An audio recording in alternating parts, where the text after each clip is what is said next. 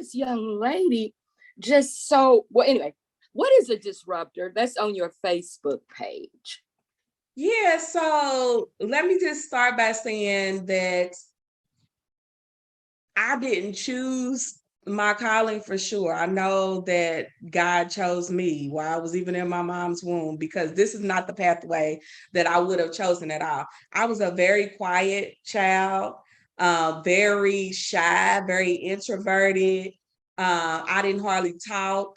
The folks that are really closest to me, my siblings, my mom, my dad, God rest his soul, they would tell you, I didn't even talk. So they still get tickled now that I actually will get up and talk. And I still get nervous to this day, but I still say, I think that's my humility, because I care about what I do. I don't ever want to get so high that he can't bring me down. And I don't want to be so low he can't bring me up either. But because it's not the space that I would have necessarily chosen for myself, but it's also a space where I know that he's purposed me for. So, I went through a lot in terms of my process to get where I'm at, and that would take too long. But when I got to a space when I did start opening my mouth and not being so afraid of what people thought, because a lot of times that's what fear is. You're thinking about other people judging and what they think about you. But I also came to know that when you prepare yourself, and when you know what you know that you know that you know, and you put in the work, then when the Holy Spirit comes, then all of that fear, all of that anxiety, and I'll just get to going. And I don't forget all about, who's in the room, because now you're just speaking from a space of where God is leading and directing you. And so I always wanted to be the type of leader that doesn't just go along with the status quo. Even when I was in corporate America, and sometimes it got me in trouble, but, I want to stand on what's right. I want to stand on being a voice to the voiceless. I want to stand on, when I first became a CEO and I was doing the research, it was less than 4% Black females that are CEOs across the nation in the United States. In Kentucky, I know it's less than that. And even with all they've done over the last 2 years to try to promote, minorities, the Black women continuously are in the back. And I think that's what prompted me, now that I look back on it, to say Black female CEO, because I know we're missing representation there. And that was part of my decision process when I was like, I'm scared, God, I got kids I got to take care of. I'm by myself. What should I do? And, one, it was like, okay, you pray for this. So if you don't do it, if you don't walk into this open door, you got to recognize that it's you, it's not me. And then secondly, anybody can go into a situation to where everything is laid out and, you at a high, and but nobody necessarily wants to go to the valleys, right? A lot of times we want the peaks, but, walking into a situation that was kind of shaky and unstable allowed me an opportunity to really exert leadership. And I knew, that he would be with me all the way. But coming in and changing things, not only at Wesley House, but in every space that God allows me to go into, like, I want to be the person that's going to say what others are afraid not to say. We got to disrupt the status quo in order to get something different. Because, what's the definition of insanity? Doing the same thing and expecting a different result. But I just feel like, that disruptor, it was in me all along. But I just hadn't accessed it yet when I was a young child. But one of my scriptures, you talk about yours, is, for I know the plans I have for you. You know what I'm saying? So he knew it even when I didn't know it. And I'm just now tapping into it. So. Oh, it's a setup. To God be the glory. And girl, I could go on and on and on, but I'm trying to stay focused, because you made me think of how God placed you at the Wesley House and how important the Wesley House has been to so many people, because the Wesley House helped me to do what I'm doing now, because I went as a child and they taught me to press on. And who's going to start something at the age of 62 or 63? Well, Wesley House doesn't play. Okay, glad you're in that position and that you ain't, old people, you ain't scared to speak up. I am so grateful for that. You just encouraged me. Wait, girl, so tell me this. Growing up, who inspired you? Who did you admire when you were growing up? Because kids don't always talk, but they're always watching. So who was your inspiration, or who you just admired, and why? My greatest inspiration will always be my dad. I'm a daddy's girl. At my heart and my soul. Even though I was very shy, I was in a two-parent household, and one thing that I love about my parents, they was married 64 years until my dad passed in November, and there's 13 of us. I'm the 12th of 13 children. They have hundreds of grandchildren and great grandchildren. But my dad always had a way of making you feel like you were the only one. And we so silly with it. If you hear my siblings, we always say my daddy, my mama, because they never made us feel, pitted against one another, or like I didn't have enough time for you because I got this one.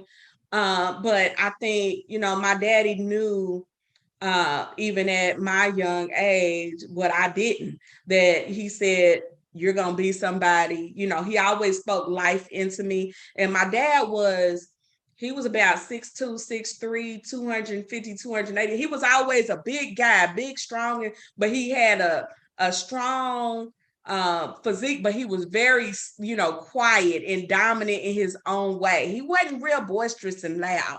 Because I think a lot of times when you got that type of infrastructure, you ain't got to be loud anyway. Because when you talk, people are just going to listen. And he was also very compassionate, and very encouraging. So he was a hard worker. He had a work ethic like anybody. I've never seen anybody that had my dad's type of work ethic. So I always thought, like, man, I want to provide like that. I want to, be that type of person that, you can get things done, and that people will show up for you. I say he's my hero, because I didn't really have to look outside because he was right there. Oh, girl, that's profound. I'm not gonna hold you, but I got a couple of more questions. Mm-hmm. Listening to what you just said and then seeing where you're at now, I'm just curious. What was your first job? Here you are, Miss CEO, Miss President. What was your first job? My first job was at Rally's at 16 years old. And I worked there until I graduated at 18.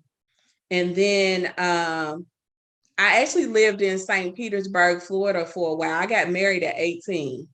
So I also have like a non-traditional story. I didn't go right to college and all of that because I was being rebellious. So yeah, that's part of some of those bumps that I told you about, but it was for my good. But then after that, I would say like my first professional experience was at the cable company. I worked at Insight Communications, and then it became Charter. I worked there for 11 years. And that's where I was actually exposed to leadership. And I started to see, oh, I had natural leadership abilities, but there was a lot of things I didn't know. I didn't really know how to have, conversations with employees about, performance. I didn't really know all the reporting stuff in Excel and all of that. So what I did was I said, I'm going to sneak and go to school, and I'm not going to tell them, because I didn't want to tell people that didn't look like me that I didn't know. So I went to school for a computer application specialist diploma. It was a 6-month program. And I went to a small school because I really wanted to, be able to have that type of dialogue and openness. And I hadn't been in school for a while. I went there, and it was the most welcoming, warm experience. They said, well, you should have been in school. You can't stop here. You're doing amazing. Like, you could do this, you could do more. Because I got through with that. I ended up actually staying in school for 7 years straight, and ended up getting 5 degrees, I think. So that's how I ended up through my process, I guess. Yeah. Girl, that's deep. So I promise, Patricia, I'm not going to keep you, but I got another question, girl. What would you tell your 13-year-old self, knowing what you know, young Black female, 13, just kind of beginning to get in those double digits? What advice would you tell a 13-year-old Black female based on what you know now? That's a good question. I would say be kind to yourself and be patient with yourself. Where you're at now is not where you're going to be forever. A lot of times when we're young, and especially when you're different. Now, I mean, and now I realize, I was peculiar for a reason, because he didn't call me to be like everybody else. Because he said, many are called, but few are chosen. And when you are chosen, you're not necessarily acting like everybody else. You may not fit in. Now I ain't trying to fit in, I'm trying to fit out. Like, just to really embrace that, because I could, think back on myself, and like I'm telling you, I had good parents. I had, a dad, who was telling me I'm beautiful, but I didn't always believe it myself. And there was a lot of insecurity and self-doubt and trying to figure out who I was. And I find, like, in some research that I've done on women and girls of color who lack self-esteem and self-confidence and sense of belonging tend to become Black women who feel the same. So it starts young. And I didn't realize how much power I have within my tongue. And I realize that everything now, it's all biblical. It's our blueprint for life, because you could take every single situation and scenario in life and tie it back to the Bible. But what you speak over yourself, it definitely affects your mind. And so I do like positive affirmations, and I journal a lot. You got to find ways to take control, because I'm a CEO, but every single person is a CEO, because you're the CEO of your life. You have the power within you to be whomever you want to be. Oh, girl, it's deep. Because when you said rallies, CEO, I'm Black, oh, just do it. Just do it, girl. Okay, now I promise I'm just ask two more, because I can talk for you forever, because you're feeding my spirit. And I believe people will be encouraged, because how he ministers to the least likely, you are least likely. 12 out of 30, girl, won't he do it? Well, anyway, okay. But I want you to share something about the Wesley House, being a nonprofit. It's no joke being a nonprofit. So how can we help? Or what do you love about the Wesley House? Or if you had a chance to put a plug, and I'm gonna ask my brothers over in Nigeria, I mean, I plug her, even you might learn something from her to help the people. Go on my personal page, you'll see my brothers, girl. Well, anyway, so something about the Wesley House being a nonprofit, and how you deal with being a nonprofit coming from corporate, where you got some money coming, and just something about the Wesley House and that nonprofit thing, and how can we help? Whatever you want to say. Yes, ma'am.